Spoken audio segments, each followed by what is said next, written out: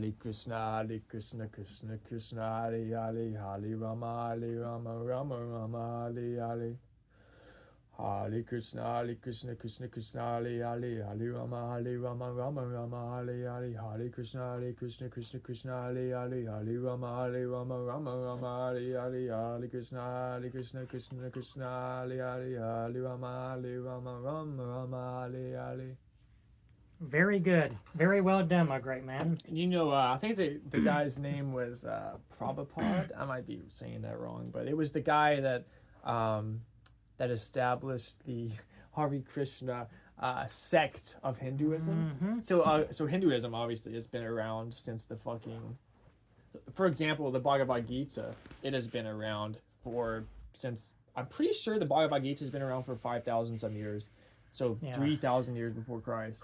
So this is a very old religion, and I really enjoy studying Hinduism. But yeah, so think about this. So a guy in the 1960s came out with a new sect of Hinduism, and that's what they call the Hare Krishnas. Interesting.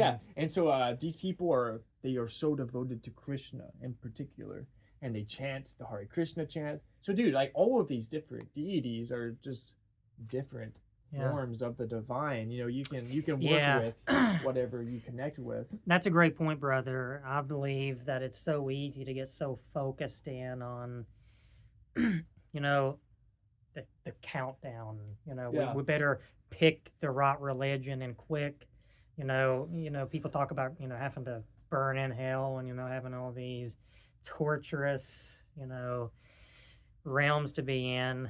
And I don't know, man. I feel that the farther we go in with this, it's not really important on like choosing a certain type of religion to practice, or being worried about God, the higher power, going to send us to these horrible places if we don't just do everything right. Like in America, I feel that Christianity has taken over the most, and this is what's good about exploring these different religions, which I would gather that's very rare for people like me and you in our area here to just say possess Hinduism books. Very rare. It's that would be so frowned upon, and it's really important to look at all of these different writings. All these they all have great points to them. But I agree with what you said about Hinduism, Buddhism. You've read me some stuff, and I haven't personally delved too deeply in these things yet. But I've had my socks blown off, brother, and it's really been some great stuff. Such real wisdom in there, dude. And I would have to say the most recent thing that I love about it is what it says about death. The goddess it's seen as either a god or a goddess, Krishna, right? Krishna. Maybe that'd be good to give a little backstory. Yeah, Krishna is technically a male version of this energy, but he also has a female counterpart that has a different name. That's strange because all those pictures of look Krishna very feminine. For some reason, for me, I really look at this as a female god, a goddess. Yeah. I don't know. It's like, dude, isn't those images of Krishna just make me so happy? I think they're so beautiful. Oh my gosh! I was looking at some pictures on a come up of Kratom not too long ago, and holy cow, brother, it was so inspiring. It's just so powerful. You could feel that's where it is. In the Bhagavad Gita, Krishna says, and you talk about how it talks about death a little bit. Krishna, so Arjuna, who's a warrior, he's having to fight in this war, and he doesn't want to.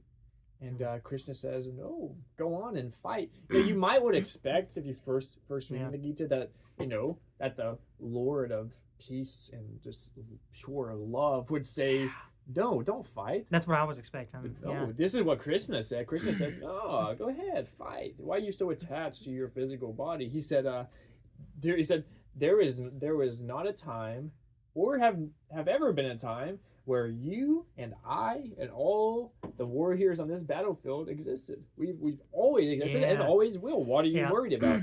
He said, Krishna said, "You speak a learned language." We all speak a learned language, the learned language that we learn from our culture. Yeah. And we just spew it out and regurgitate it without ever exploring other options and possibilities. You know, do you ever feel that, by the way, I just want to say real quick before I get too carried away, you know, it's really good to be back discussing, you know, what's really important. Yeah, I mean, and you know, we congregate, you know, every a couple times a week. Me and you do. Yes. And you know, this is a big break from, you know, the mundane lives that we both have to do. I mean, you know, we all need something similar to this, like to be true to oneself and to. You know, what I love about Ram Dass, he talks about, you know, because if it was, you know, part of me wants to, and I know you're the same way, wants to retreat into the woods. Yeah. You know, look at as McKenna said, look at the green and never go back. Yep. With a couple bags of kratom and That's some so cannabis, true, man. Maybe some mushrooms. And be like he said, for a long time I lived as a cave dweller. Yeah, that guy traveled like smoking nothing but hashish. Yep. God, I love McKenna so much. So cool, man. But you know, go and just retreat and not associate with this world and just fly. Yeah. Oh yeah. Fly to the astral planes and just be in bliss. You know, but some of Ram Dass says, he says, who's going to do the dishes? Yeah, I know. Yeah. That's a bummer, dude. But it's true. You told me that exact phrase one time when I was like in the peak kratom. I was like, I don't want to hear that. I know. We can't forget our humanity too. You know. Yeah. You know, and there's so much suffering in this world, brother. So much. You know, man, I was thinking of that on the way up here, and it kind of almost discouraged me a little bit. Yeah. Whether people, I'll tell you exactly what I was thinking about is people who are in prison for not doing any crimes. That's bothered me. Do you know how many non-violent drug offenders are in jail? I know. People that did nothing but just use something for themselves. Yeah. Locked away. Yeah. That is ridiculous, and that's just one example. For many years. That's just one example. But that right there is so discouraging, and before you know it, you can go down a dark path, questioning what really. Look, let's just be 100% honest. You know, we are still. We've learned a lot of things through our research, our discussions, our plants that we have taken. We have learned a lot, but we still have so much more to learn. Yeah. And this is obvious, and I think that we've even said this a lot of times, but we'll go ahead and say it again. You know, and Ram Dass talks about this as well.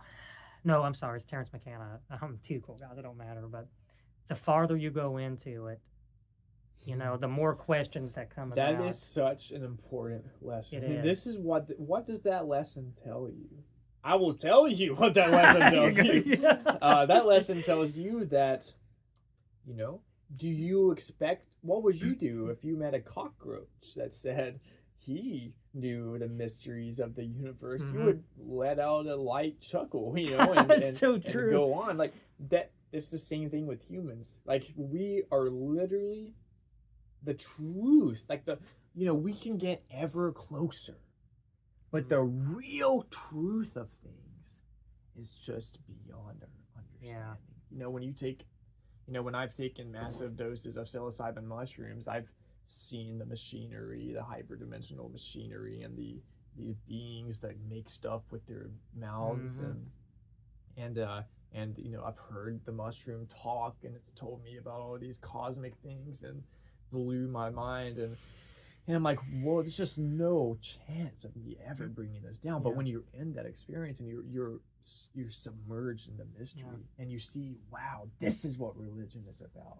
You know, there is a world beyond our senses that is so outside of the cultural way of thinking that it's like when you have those types of experiences, these mystical experiences, whether it be like through plants, like through psychedelics, you literally realize that everything that you thought was impossible is possible. Oh yeah. Everything that you were taught doesn't exist. Does exist. Exactly. There is elves in the forest. Exactly. You know, even that made me think about the really hilarious interview with Terrence McKenna. He said he just wanted to have a peaceful, you know, low key dinner that evening outside, and then he saw that rabbit with horns. Yeah. It's like, I wasn't even asking to see Yeah, this exactly. He said we were not in the mood for anything weird. It does seem that these things can hit when you least expect it as well. Yeah, well, I mean, what is the deal with these seemingly anomalous things that happen every now and then? These like weird occurrences. Dude, I was reading something the other day about this expedition. I think they were maybe Russian, and these people, it was like back in the 40s or something, and they were trying to climb a mountain and the snowy slopes and stuff, and dude, these people never returned, and when they sent people out to look for them, it was very strange. These people had missing eyebrows, like missing eyeballs, like they had eyebrows ripped off, like very strange injuries. That sounds like something I read yesterday. I might get into it later. It's very strange, and like, what are you to make of these things? I mean, some, like, look at psychedelic plants. Think about this. If you search the whole world, this is basically what McKenna said he did. He said, I literally looked through, I tested everything. I tested all the religions. I tested all of the yogic practices. Yeah. You know, and he said, you know what? My last stop was the labeled miscellaneous.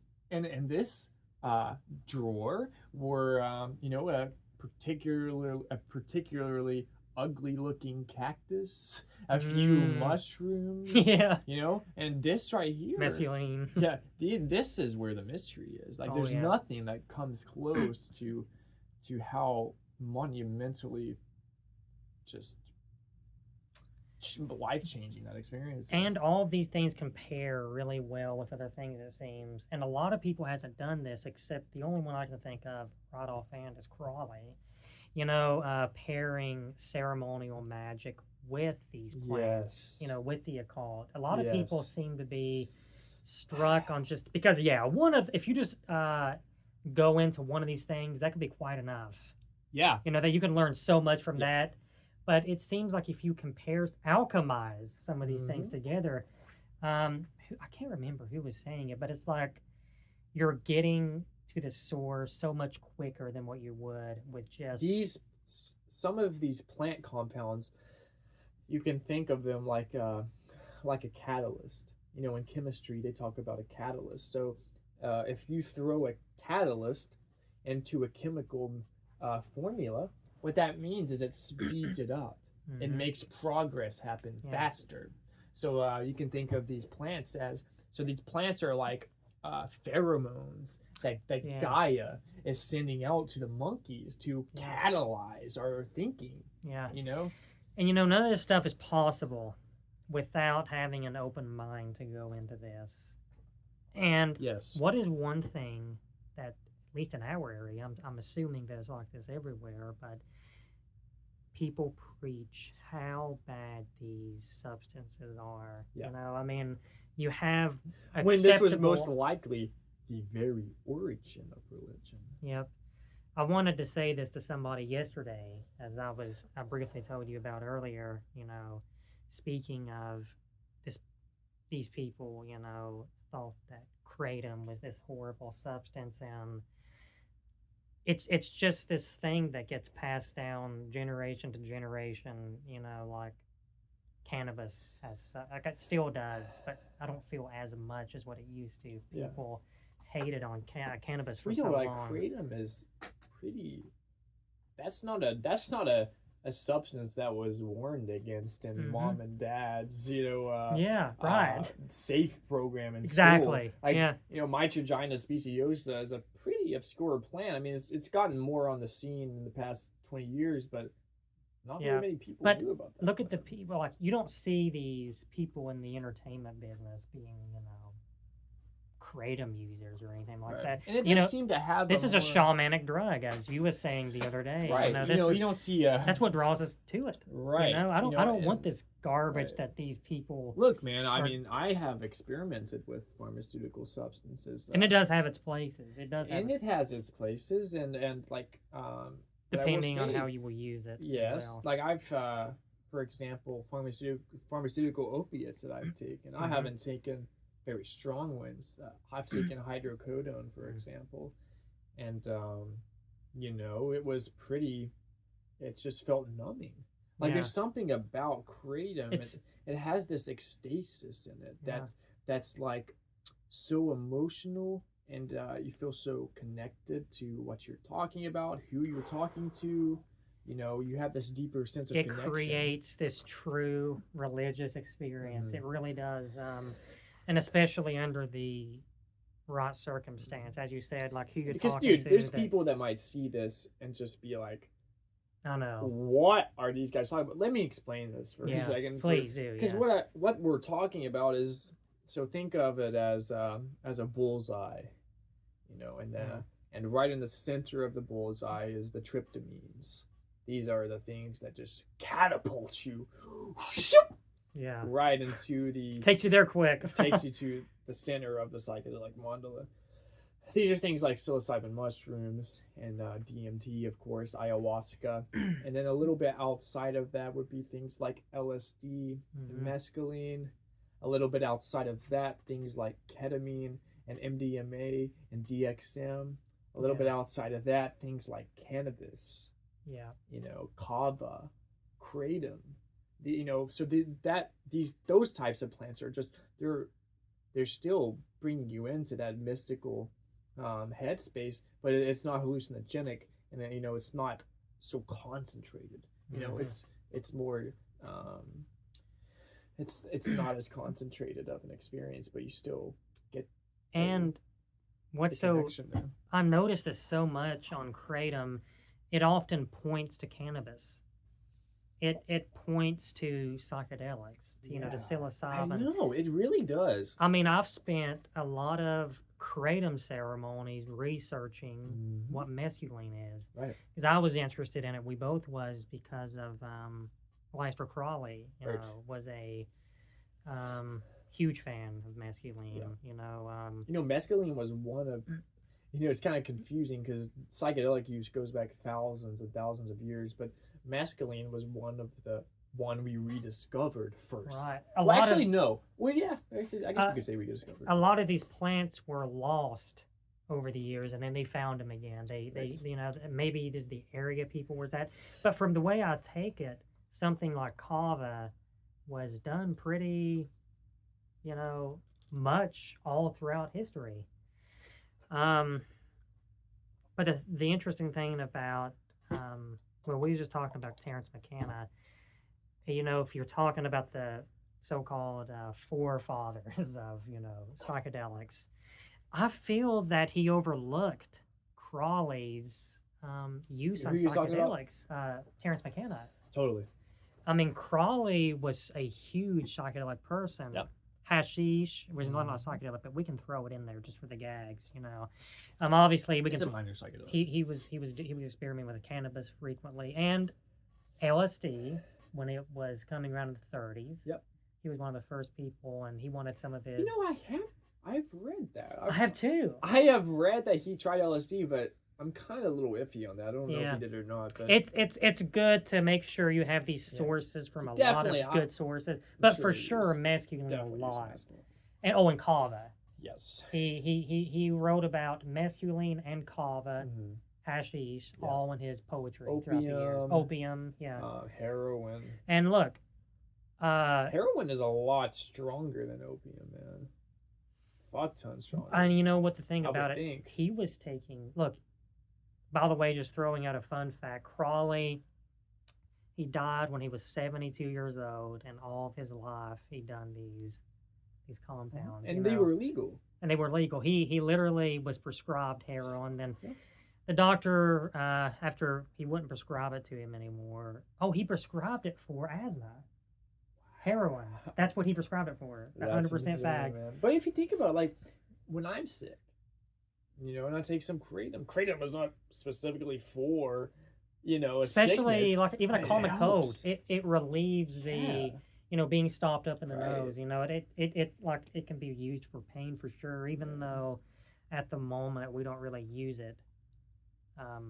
For pain. Like cannabis, there's people out there that have seizures.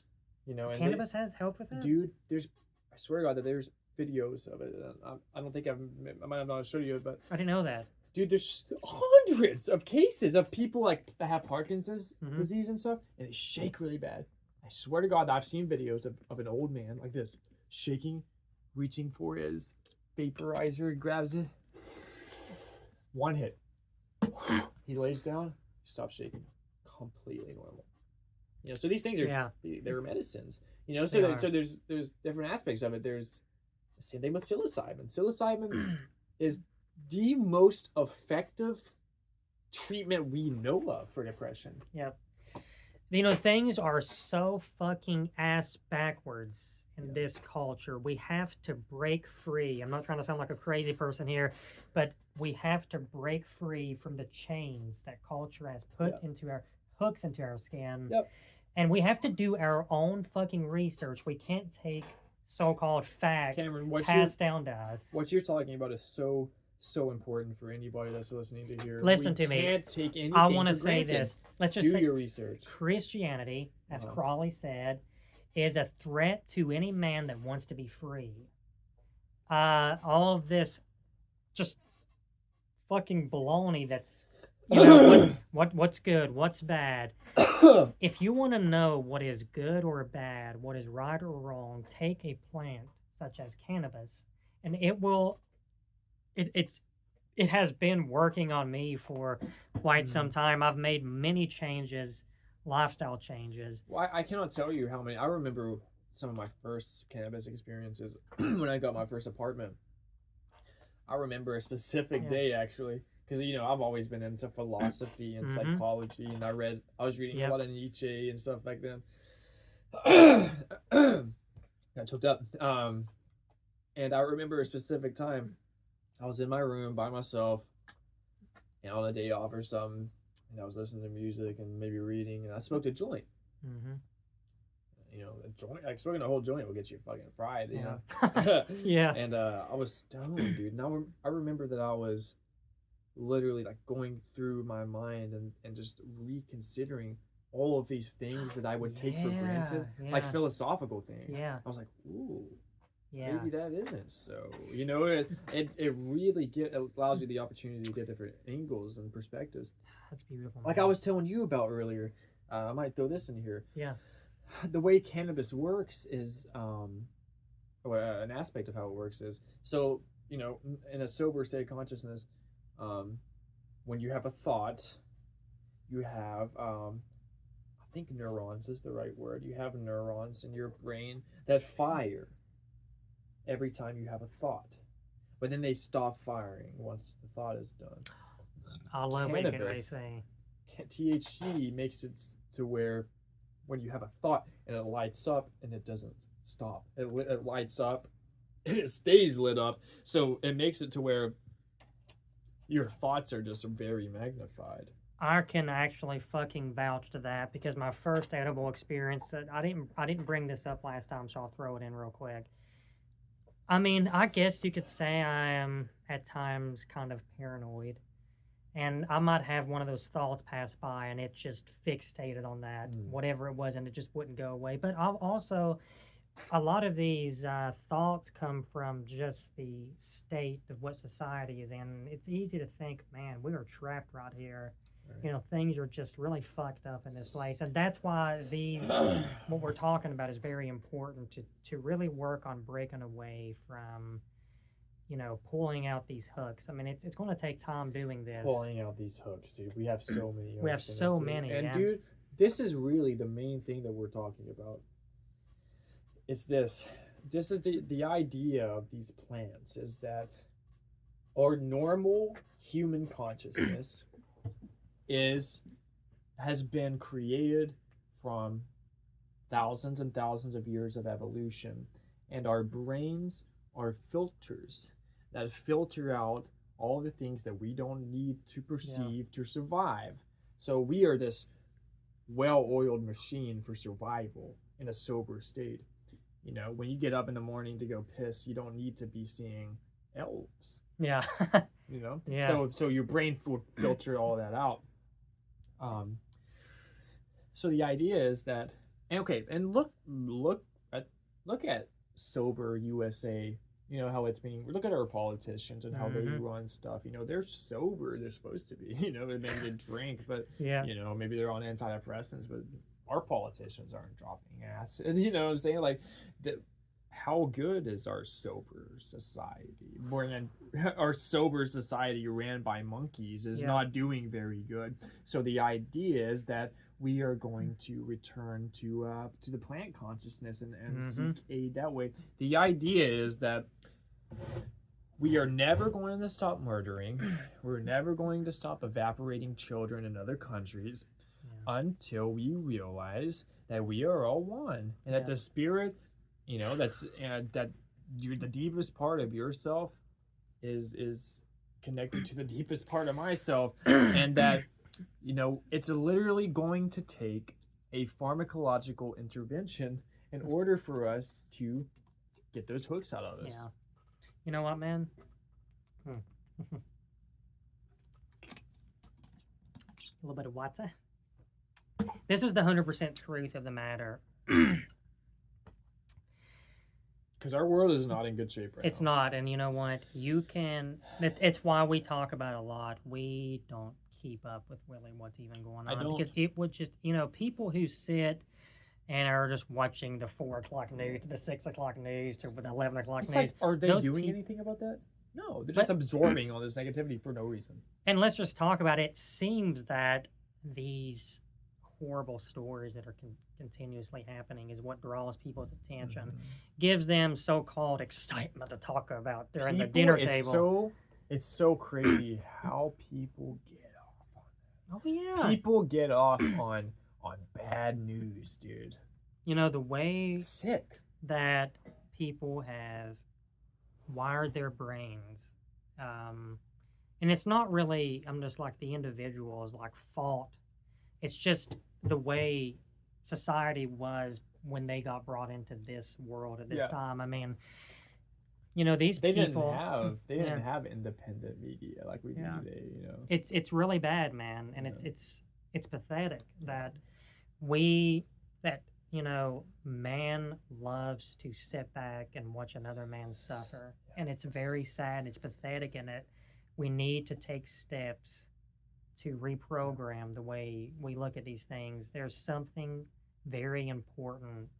That we're here to do, man. There's something behind the veil Yeah. that is so big that our little monkey minds can't perceive. And we don't want to conceive of what this is. We don't want to. It makes most people feel insecure to think that. So we just accept this illusion, so we don't have to be scared. But this is the thing. It's like, if you start to run your life like this, I open my heart completely, and I'm going to do practices that allow me to maintain an open heart. And in any situation I go into, I'm going to look at it. I'm going to look at it with an open mind, and I am going to accept the facts of the matter, no matter what. I'm not going to play mind games on myself. It's hard. It is hard. It is hard. It's a discipline Do you beyond see that, any though? discipline, yes. How important it is to really... You have to consciously keep yourself on that Yes. track, or it's so easy to get Yeah. sucked in by something. Like it's oh god, I know that's it is. literally the trick of this Yeah. dimension. I really think this, and Buddhism and Hinduism talks about this. There's so many trips that you can get sucked into. That's what the thing about that. It's so. Even Psych Substance talked about it. He's in the past put out some really good material, but it's like even us. It's like I would like to have thousands of views. Yeah, People cool. watching this. I'd love for us to be, what we're saying, to be recognized, Right. and that could even turn into a trip. That could be a trip. Exactly. Like that's the truth of the matter. Exactly. And another That would be a truth trip. of the matter is this is one of the main points that we have to realize is no matter where we run to, what we hide from, distract ourselves from the truth, we are in this dimension rotting away very quickly. Look, me and him are brothers, very close. And yeah, we love each other a lot. We can't wait to see each other and have these discussions. Yeah. I What we mean, we see call each the other great work. probably twice a week on average. And I'm always looking forward to coming up here.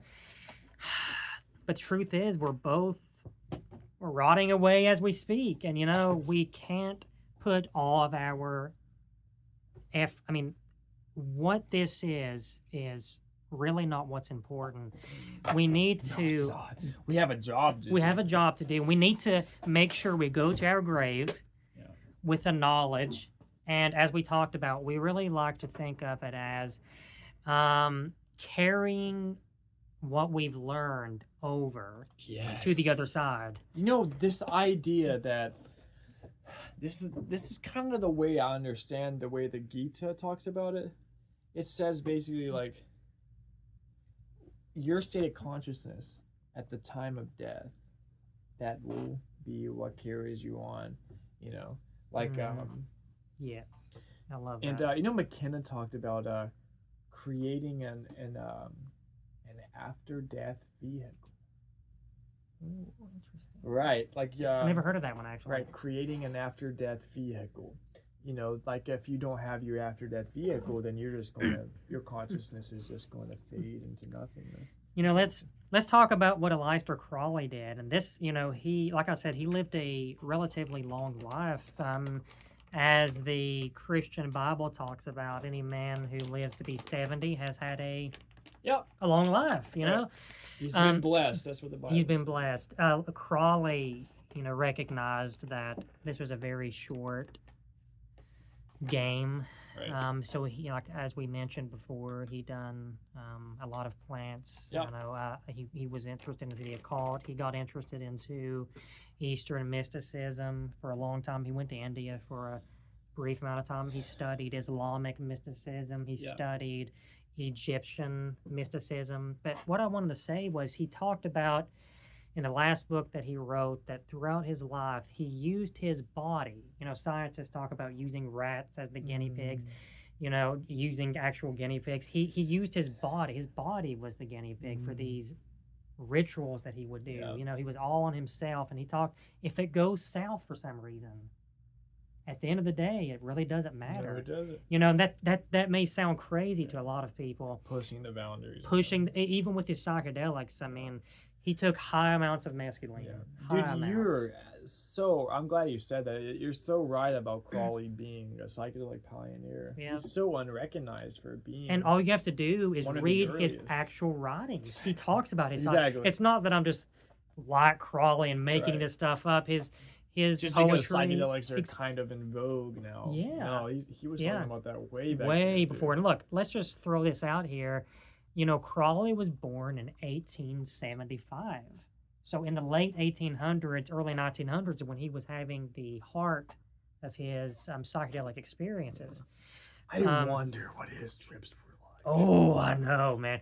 He from his writings, he had some also horrific, very, very difficult trips to get through. Yeah. He would look at some very, apocalyptic art, on some of these trips, and it would just trigger, like cannabis has done this to me. Like, if I was to look at a depiction, a painting of hell, be right back. Yep, it would just, spiral me through just absolute grief, pain, suffering.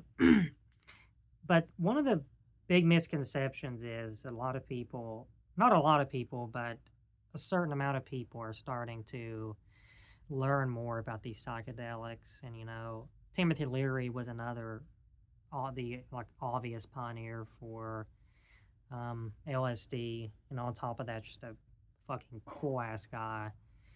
And some people have their own methods of choosing what substances will help them their spiritual mystical journey.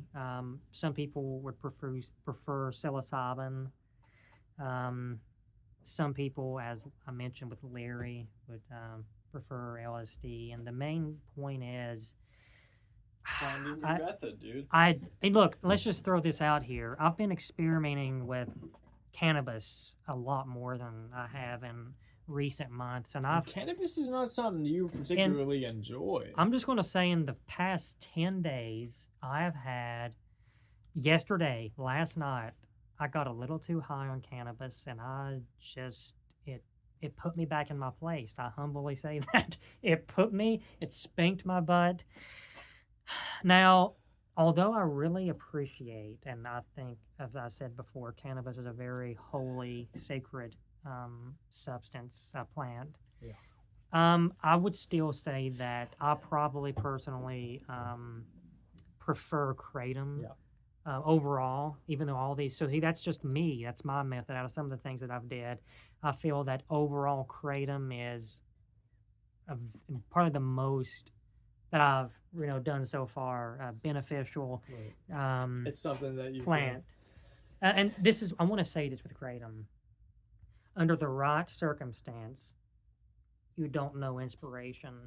If you read something you're passionate about while on kratom, oh God, it's unbelievable. It is the mystical. I was reading something experience on kava the other day, dude. Oh, kava's the same. Oh my I gosh. love kava. I read the Gita on kava the other day.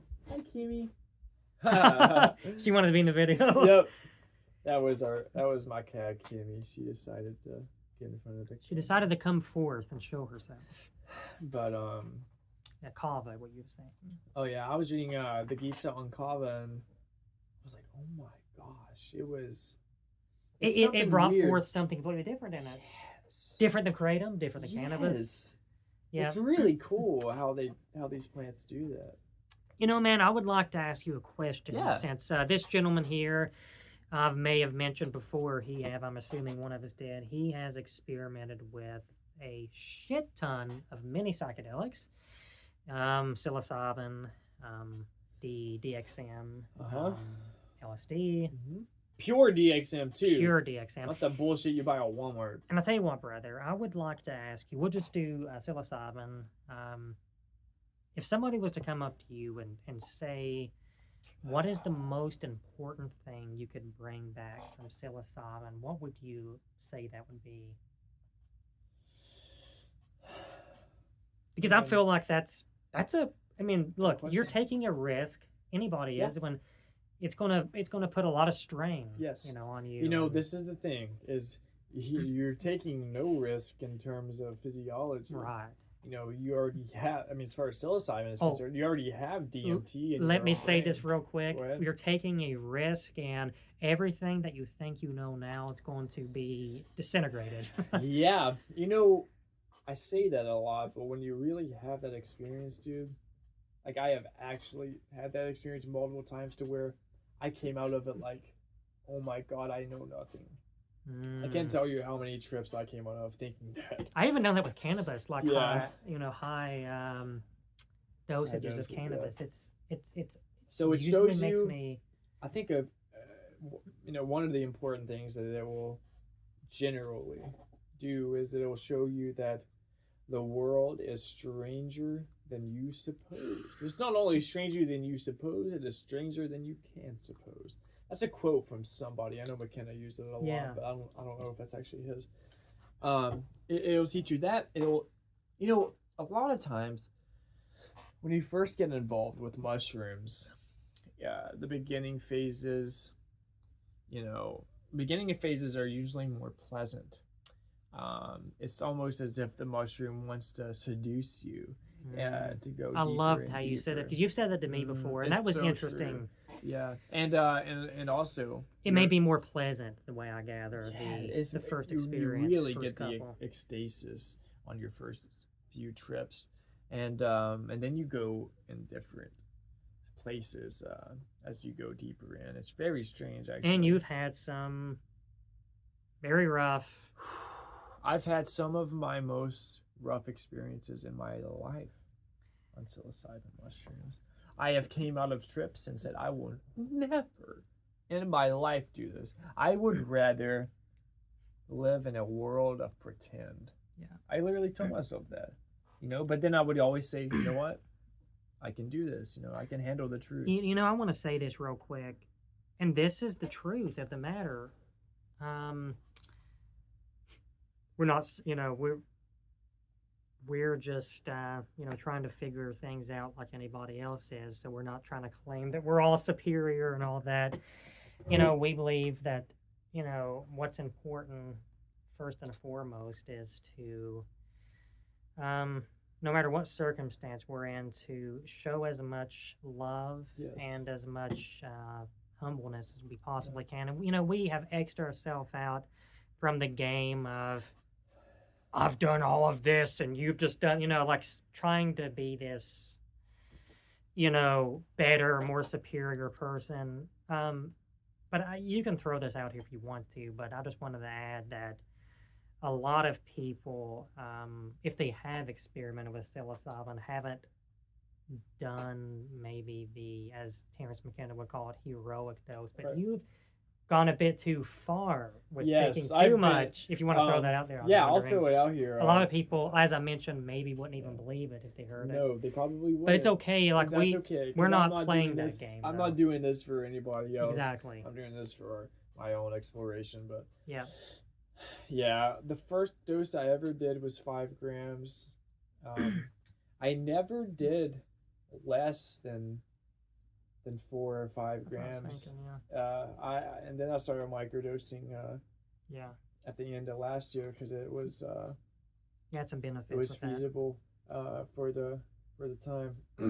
But yeah, I don't really believe in dosing low with mushrooms. Mm-hmm. You know, I was always really McKenna like on that. You know, I don't think you should, you know, underdose on mushrooms. I think that you should take doses that is so much that you can't do anything but lay down.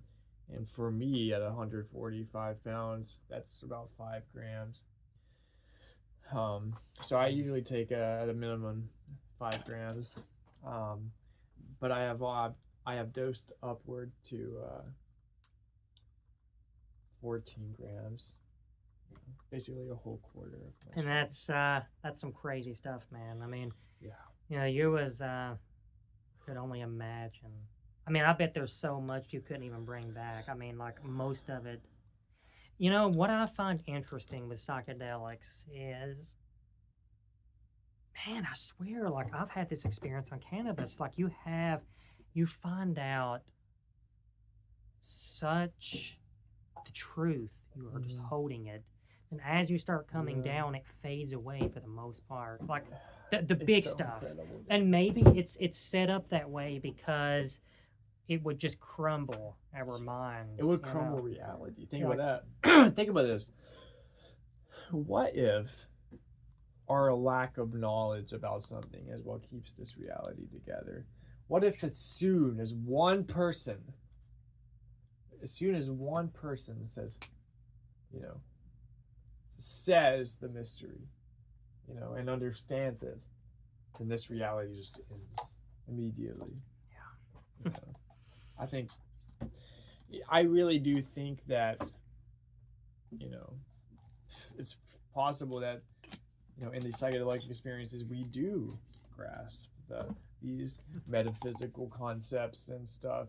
Because that's what it is, dude. When I get loaded on mushrooms, I'm having like religious type thoughts. Yeah. You know, which is so strange. You know, like I remember one of my first trips, I was laying in the bed and I remember hearing someone seemingly quoting scripture of some sort, talking about God, talking about the cosmos, and I was like, whoa, what is this? Who is reading the Bible to me?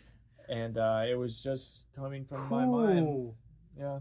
That would just, man, that's beyond freaky. It's beyond freaky that there's a plant that wants to talk to you about the history of the cosmos and the history of hyperspace. Our species of animal, you know, Also, humans is just another animal species. Mm-hmm. You know, we have some, I guess you could say, other abilities that other animals don't have, but we completely squander it with just because we can do certain things doesn't mean we should. I can't remember who said that. Exactly. But there has been people doing the most fucked up things. There's people that you know, one guy that and we don't like many actors, but this guy was from back in the 50s and 60s, Christopher Lee. And he was actually interested into the occult, and he was friends with Anton LaVey. Wow. And he talked about this, he said, even in that time, things were changing, and he said, you know what? Our world is on the decline. This was like during the Vietnam War. Yeah. And I think of that all the time. Our world is on the decline. How right he was. I mean, I could just only imagine what the poor chap would think about today's. It's not only the evil that's going on. It's the true. There's no words really to describe like how much. It's as if the Christians are manifesting the revelation. I know. It's think about it, man. We have hundreds of thousands of people in this country that are expecting it.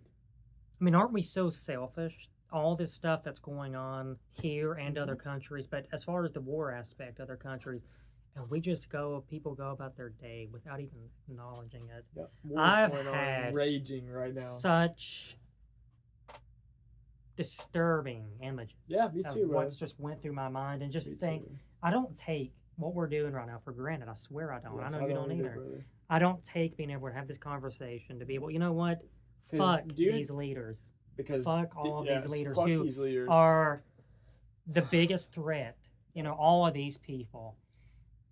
It's like he made a joke one time. He said, I wish that I had a helicopter and I could fly over there and just spray psilocybin through the air. And these motherfuckers would just change on, Because they have no idea how fucked up these leaders they're going to get it at the end, though.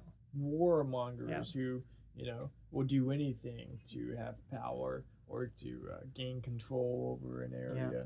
I mean, dude, there could be any moment when some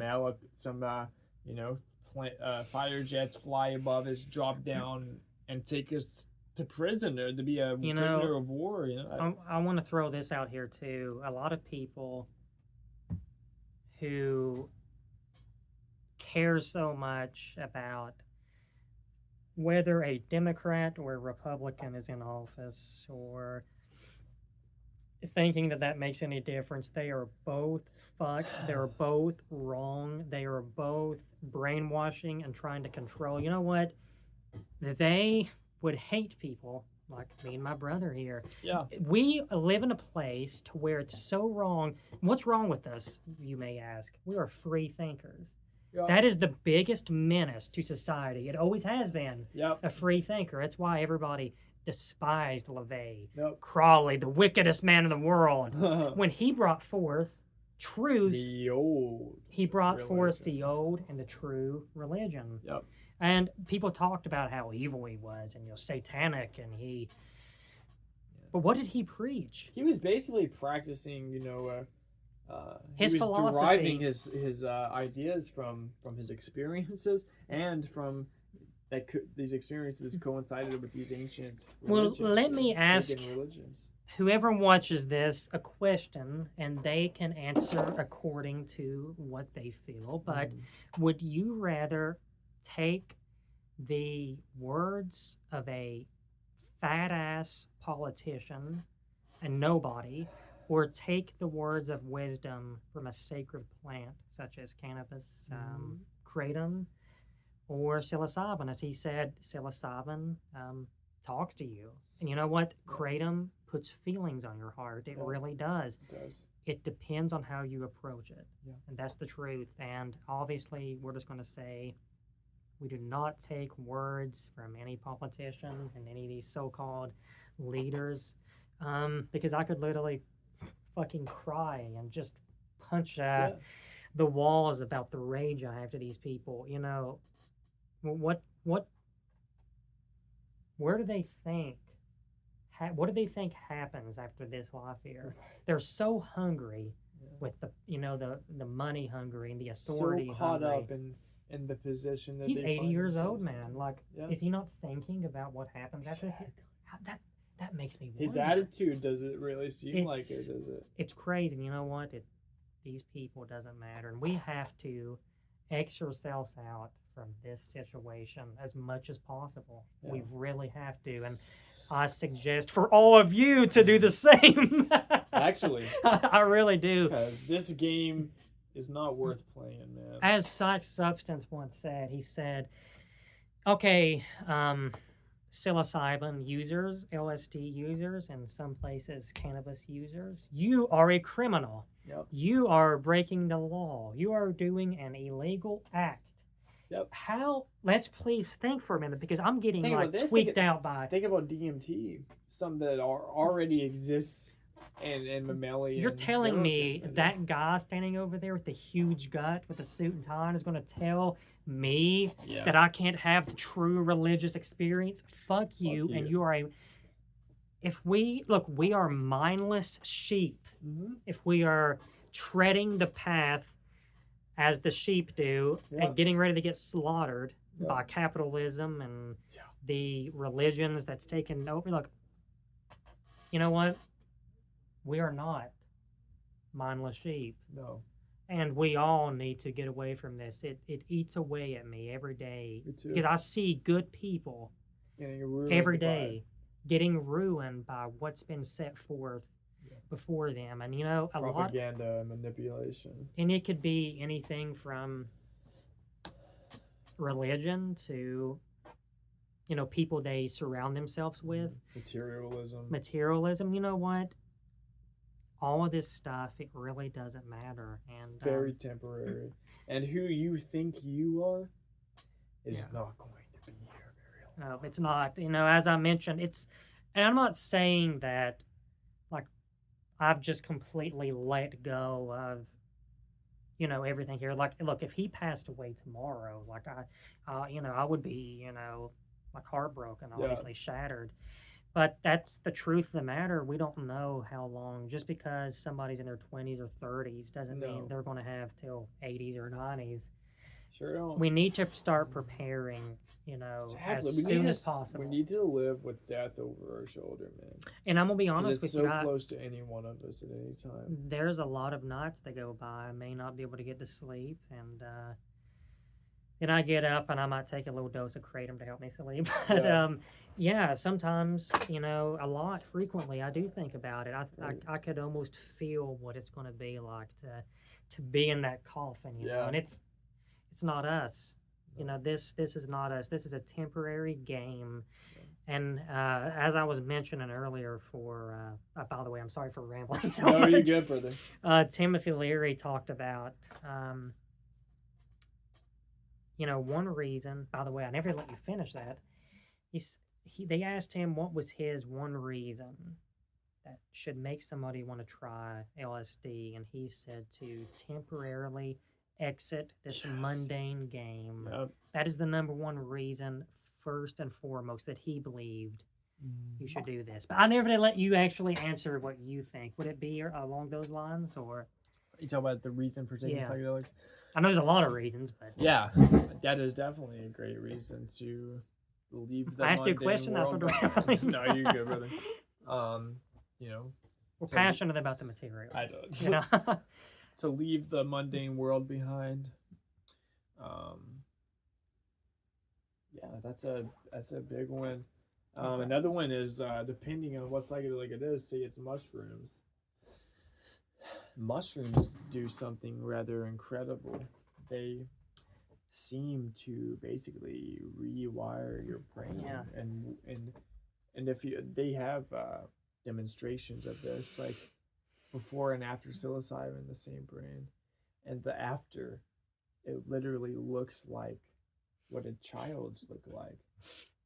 As you become an adult, you start to differentiate and put things in categories, and it kind of allows you to reset that and look at things with new eyes again. And that's so important because we get so ingrained to a certain way of thinking that we'll just never consider anything else. And so it allows you to reset your default mode in your brain, and not only that, but has mushrooms, for example, has long-lasting effects on your mental health. Like when I take mushrooms, I Yeah. feel top notch for a couple weeks. Yeah, I remember vividly a lot of, we would get together and have discussions. I would be anxious. He would give me a text and tell me that he's, just had an experience Yeah. with the sacred gods. And I remember how anxious I was for the next time we got together. And I just had a bunch of questions that I wanted to ask him. And I just remember how changed he was. He literally almost had this like Buddha-like glow to him. At least that's the way I, seen it. Just such a different person. And it seems that this afterglow, it did last for a few weeks. And I remember he was really emotional, really empathetic, which we are, I feel, for the most part, decently sensitive people. That's what I believe that this world needs is more empathetic, sensitive people. Definitely. We need, how many people, these so-called Christians, drive by a homeless man and just say, look at that piece of shit out there who won't get him a job. And the truth of the matter is, we can't sit back and make that judgment. We don't know what he's seen in his life. We don't know where he's been. No, we don't know his mental health. To make that kind of judgment that's just one example. It's absolutely preposterous. And I feel like when one does these plants, even little things such as that, you will start to, care more about situations like that. And I forgot what I was going to say. If you want to add anything else. No, you could, dude. I started to say something, I just totally lost me. And another big reason to take psychedelics is to have visionary experiences. Mm-hmm. To me, that is one of the most important parts of the experience is the hallucinations. And I think even the word hallucinations can be a little bit misleading. I think that most likely what is going on is we're seeing things that perhaps actually exist. Yeah. This is hyperspace. It could be showing you what is really this reality, but as you mentioned before, we, in order to survive, we get rid of that. Exactly. I'm telling you, man, I've learned recently, for me, cannabis has a lot to say about death. Yes. And it, wants us to make like preparations. I really feel that anything that, you ever hear somebody on their deathbed, whether it's a movie or something, I don't know, that they say, I've got to get some things, settled away before. Yeah. We need to make sure, like, we don't really have anything to settle at all times. Settle it right now. Just go ahead and, instead of living with this guilt, it's not good to live like that, man. I've said this in my last video, but I'll say it again. As the Eastern mystic said, to be as idle as possible. Look at the monks. They almost self-isolated. They stayed. They lived the forestry life. And they took dude, if you can learn to be, idle, and not be dependent on all of these, fucking stimulation sources for you to be happy, You know what I thought of the other day, man, on cannabis? I thought about, this hurt me deep. I haven't told you about this yet, but I thought all of these people in the area that we live in, for some reason, they like to brag about what they would do to somebody if they came onto their property and they got the chance to blow somebody away with their double-barrel shotgun. I thought about that, man. I thought I could not live with myself. People I took love the justified life. Violence, dude. And cannabis pointed this out to me, and I'm so glad I thought of this, because I just want to praise cannabis once more for this. It really brought up about how sickening people has become to make it good, and you're the hero for killing somebody. Look, all these police officers who's arresting people, cannabis, I don't know, LSD, I don't know, they call that justice. You know, that we're just throwing out a lot of things that we see, and this is the truth, whether people don't want to admit it or not. It is such a crime. It is such a crime that these plants have been made illegal. And when you experience these plants, they are preventing us from true religion. They are preventing us from being where we all need to be right now. You know, we should all be congregating at a true church service. Yes. Communion. Yeah. You know, and talk. And let's be open. We're all so, you know, people doing such a fake version of it. You know? They say one thing, as LaVey says, and practice is another thing. Yeah. You know, there's just so many misconceptions, and all we can do is, at the end of the day, we continue our practices, talk about it whenever we can, and find the practices that work for you. You know, find the ways that you can connect to the super mind. There's no right or wrong way to go about it. Look, there's all kinds of different methods that's been practiced for so long, you know. You know, if you get the best benefits from kratom, and just say you're not a huge cannabis person. Some people cannabis don't work well for certain people. You know, if you like to study Eastern mysticism and not really into the occult, I mean, that's no problem. You're reading some great stuff, man. Absolutely. You know, there's just many different ways to go about it. And, you know, I know one of our comments talked about that they had mental health problems, or cannabis exacerbated it. Yes, and that is the case. You know, I can definitely see that. Certain people, you know, you should be careful with psychedelic plants and cannabis if you do have underlying conditions. You know, you gotta assess yourself and then and see what you can do. You know, to break through the cultural illusion. Because that's one of the big things that psychedelics do. They dissolve the cultural illusion, and then what's left is just the real thing. You know. And you know, there's many things that need to be dissolved. It may not happen all at one time. Like, you might kind of, yes, sir. You know, work on these things one step at a time. You know, whether it's getting out of things that culture or capitalism has passed down. You know, maybe, you know, somebody realizes how unimportant something in their life is. Maybe somebody's surrounding themselves with people who only bring them down, don't appreciate their ideas, and to have to put on this certain personality that is not them because this existence is way too short to not be free. And I would like to ask a question and then answer it. And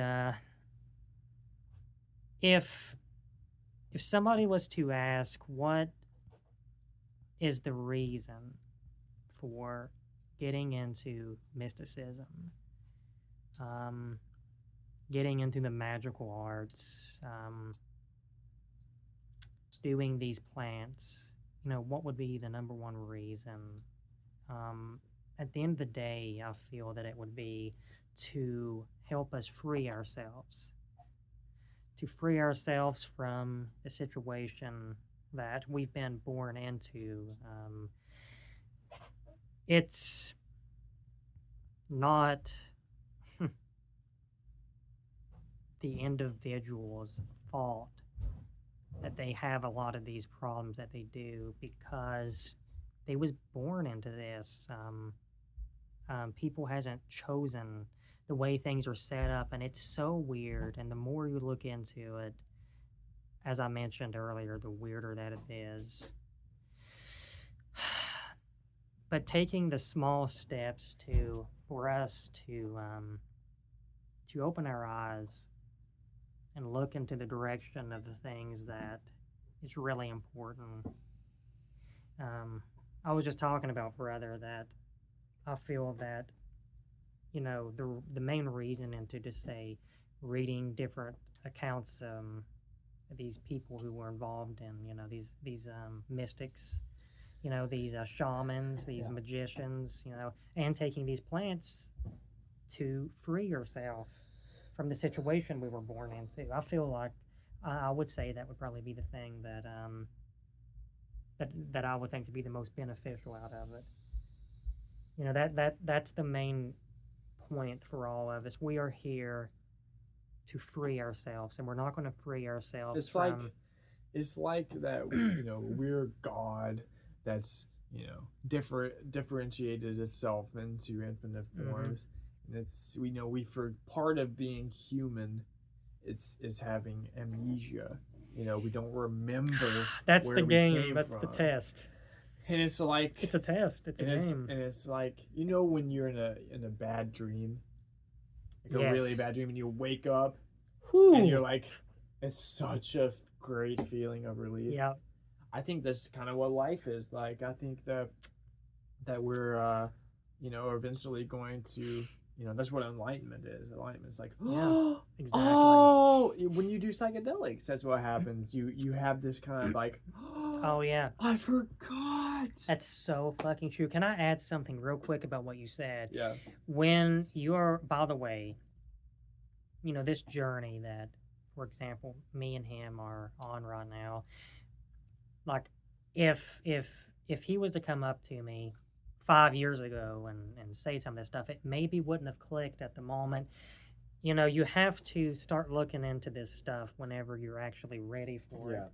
But once you do go into it, it can sometimes, it can be at sometimes overwhelming because a lot you may be getting information, and if you try to just say, I want to go back to normal for a couple of weeks. Yeah, it's like you get pulled back into it again. I've learned that. That's happened for once us. you start on it, it's true, man. That's true. Yeah. You're on it. Ramdas talked about this. He said, all of you guys that are here, it's too late for you guys. He said, the fact that you guys are here listening to this, man, I think of that the door is wide open. You can't go back. The other day I thought that I would go into a bookstore, and I usually go to the spiritual, mystical section, always supernatural section. I said to myself, I am just going to read some things about a couple of books on 70s and 80s scary movies. Yeah. Walked over there, because a long time ago, many years ago, that I would go there and read those different books. And I walked over there and I just said, I just can't do it. I went back to the mystical section that I always go to, and I got a bunch of books from Alan Watts, and I got some magical arts books. And yeah, it's funny because you may have an interest, and then you get into this, and then this is like the main interest after that. And it's so interesting, and very life, interesting. The deeper you go into it, the more poignant life becomes, And it's just it's so unbelievable, the situation we're in. It really is, man. I mean, we're on a fucking spaceship essentially, orbiting around a star, and if that star gets a little bit hotter or a little bit colder, we're fucked. Everything's gonna die, but somehow, we keep spinning around. Somehow we keep surviving and sustaining on this planet, and that in and of itself is enough to make you wonder. I say this all the time, like, we don't realize how unbelievably stable our reality is. Now don't get the illusion that it's always been this way, because there's been cataclysm after cataclysm throughout the history of the earth, like fucking asteroid impacts and ice ages. So it's not always like that. We are living in a relatively stable, time right now, other than the threats of war and things like that. I don't even want to hear about that garbage. They can take that and just shove it up their ass, man. We're here to do the great work. Exactly. Not to put on a fucking Rambo outfit and go out there. Fuck all of them. Yeah. We desecrate that thought process. Yeah. that I have no part in that, and I want no part in that. I think that war is one of the most horrific things. I mean, there really isn't anything more horrific than that. I mean, We feel that the way to seek true enlightenment, as a lot of the greats in the past has talked about, is to fly under the radar as much as possible. We're not saying everybody has to live in a cave and never talk to anybody ever again.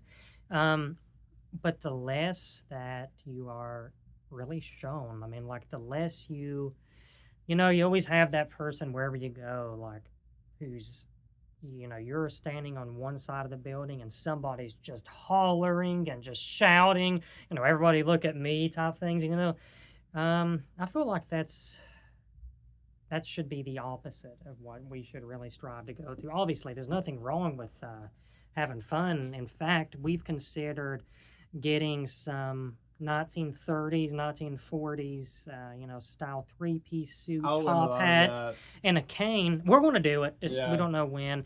Just to inject something different into this dress wear that everybody has now.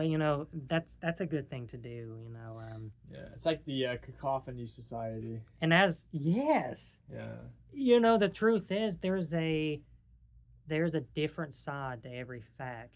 Because I just gave one example of that, to be as self-isolated as you can, really, and just research things. Have a few group of people, if you can, to really do deep dives with on have your magic circle, very important. But on the other hand, or a magical line, however it is. Not for the purpose of attention, but just to state something different. Like, I'm going to say, fuck you, culture, whatever you think. If you think this is what I should wear, this is the way I should look, I want to wear something that Aleister Crowley wore in the fucking 1800s. I don't know. There's, like I said, there's so many different things we can do. The list goes on and on of the possibilities. There's no certain way that we have to live. Obviously, we know, as I mentioned, more than likely a experience with these plants will provide us with the knowledge of what's right or wrong. How is it that you can smoke cannabis or take a mushrooms and start feeling bad about the way you've been treating people? I swear that has happened to me. I have taken mushrooms. As I mentioned, a lot for me. Yeah. Yes. Like, isn't that kind of crazy? It's crazy. Like, why is it making me feel bad about treating people bad? Grandma psilocybin has a lot to say. That is an ancient plant, man. And spores seem to be able to survive in space. So it's probably possible that they even came from a different planet. Yeah. Yeah, for sure. These things seem to be, the messengers that connects them. Any animal that has a brain to hyperspace. It's what's interesting. I think that it is possible that psilocybin, and we kind of talked about this, could be a alien. Like, the mushroom itself could be an alien. So it could be life from another planet that evolved so high up to the point where it could engineer its own body. And if you wanted to be as non-invasive as possible, and you wanted to try to form a symbiosis with any animal, so you give them bigger brain development, and you allow them to see things from a different angle, so that's a benefit. So they designed themselves that way, so that they could make a symbiosis with it, so we could help it sustain, and or perhaps it's deep, man. Yeah, it very well could be. I feel like some sort of alien. I know that sounds crazy, but it's just the Yeah. experience is It's, so dumbfounding. It's so beyond anything that you would possibly. as I've never smoked DMT, but mushrooms. Yet. Psilocybin is yet. Psilocybin is a orally active version of DMT, and I've seen just things that I would never have imagined. As you mentioned earlier, the moral of this story is nothing is impossible. We might as well just realize right now that things that's been passed down to us, as you mentioned, they're lies. Yeah, they're lies, and they're nothing more but things that comfort people because they feel like they know what's going on. Just having, and dude, there is something. This is my thing, dude. I remember when I started to study Satanism when I was about 16, and I started to become interested in the occult. And I read Anton LaVey's book of I read Anton LaVey's Satanic Bible when I was 16. Do you remember that, dude? Yes, I do. I read that entire book in 3 nights. You had some revelations, and I had some revelations, and it made me realize, oh my God, like religion can be useful. Yes. And but you need to structure it yourself. Yeah. Yeah. And it takes a long time. Yeah. And I don't consider myself a Satanist. I do practice aspects of it, but it's you can gather a lot of great information and just kind of make your own religion, if you will. Take a little bit of this, a little bit of this, and find voila. Find your avenue to this, because there's this whole reservoir of knowledge and power that most people are not tapping into. Yeah. I mean, just observe nature. That's one of the first steps of mysticism, in my opinion. It is. Just look at nature. Look at your own body. Your own body is the biggest synchronicity there is. Dude, if you were given the keys, it's out there. If you were given the keys to your body, you would be dead in a second. You would not be able to consciously run everything in your body, but here it is, just happening. Yeah. That's a little strange. Yeah, very strange. Just what is the force that's holding everything together? Yeah. That's spirit. That's the goddess, Consciousness is very strange. I was thinking of this on cannabis, and I probably can't. Consciousness is very strange. I probably can't word it the way I wanted to. Yeah. But okay, so we can't remember anything from the first few years we was born in this life, right? So does that mean we wouldn't have consciousness, like in the way that we are talking about it? Because what was we like? That's such a strange moment. I know I'm wording this like garbage. It's just like I said, a cannabis thought that I had yesterday. Yeah. And it is interesting. Why, our brains are still developing, and I guess it could be, our antenna. I like to think of our brains like an antenna. I really think that it's possible that, if we made an artificial intelligence, could a soul nestle into it? Dude, does it really matter that it's biological? Dude. I think that anything that has consciousness Do you understand? has spirit. Really? Oh, I swear to God, I hope you believe me, dude. I don't have chills, but I wish I did. Yeah. Yes, man. So I saw that the battery's a little low. If you want to maybe wrap, we've got.